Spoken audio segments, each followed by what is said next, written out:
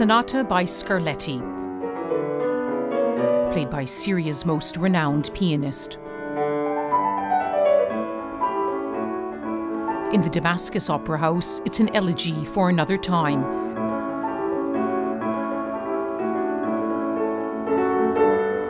فعلا هالفكرة كنت عم فكر فيها اليوم بالذات يعني حفلة عن حفلة.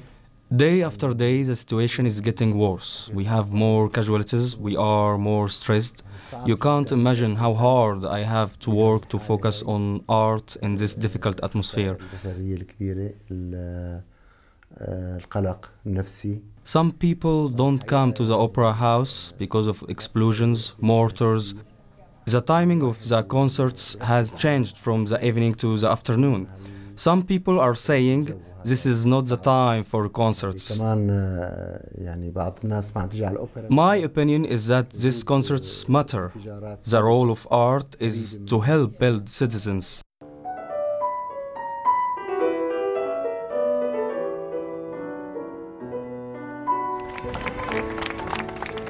When the uprising began nearly 3 years ago, some Syrians felt they could change a lot by peaceful protest, including Rima Dali.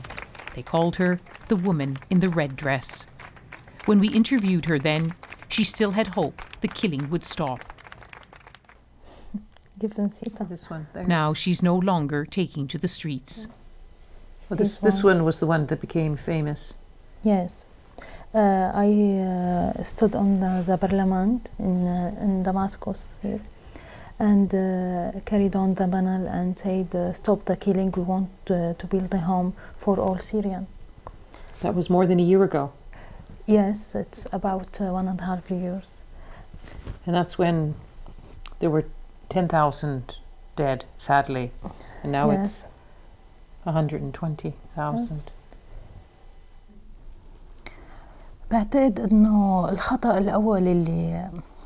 Our first mistake was that we thought it was going to be fast, a quick change, and we're paying for this mistake now. To make a change, you need to be patient, you need to look deeply, take a long breath and start working.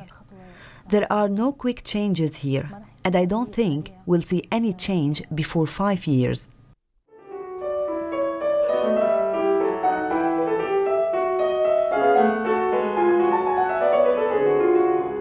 No one expected Syria's conflict would last so long, cost so much, be so brutal. Few expected President Assad would still be in power, except perhaps those who support him. Faris Shahabi is a wealthy industrialist with ties to the president. He suggested we meet in the Shakespeare Cafe. You were put on the Western sanctions list. What do you say to those countries now? I say, first of all, I tell those countries, I'm not urging them to lift me from the sanctions list, but I tell them, in order for you, their politicians, to protect the interest of their own people, the Western people, really, you have to side with the Syrian government in fighting terrorism, because this is the biggest fight against terrorism in the history since al-Qaeda was initiated and was born some 20 or 30 years ago in the Afghan war. And the tragedy is, people say that it became a self-fulfilling prophecy, that President Assad talked about terrorism before there was terrorism. From day one, they used arms. From day one. No, they were peaceful protests when it started. That's what they say. That's what they say. From day one, they used arms. Many of them used arms, and they tried to create chaos. Of course, we had some mistakes in dealing with this. Life does go on, but Syria has been drawn into the abyss. With every day that passes, it gets worse. But after so much suffering and sacrifice, emotions are raw, still too raw for reconciliation or resolution.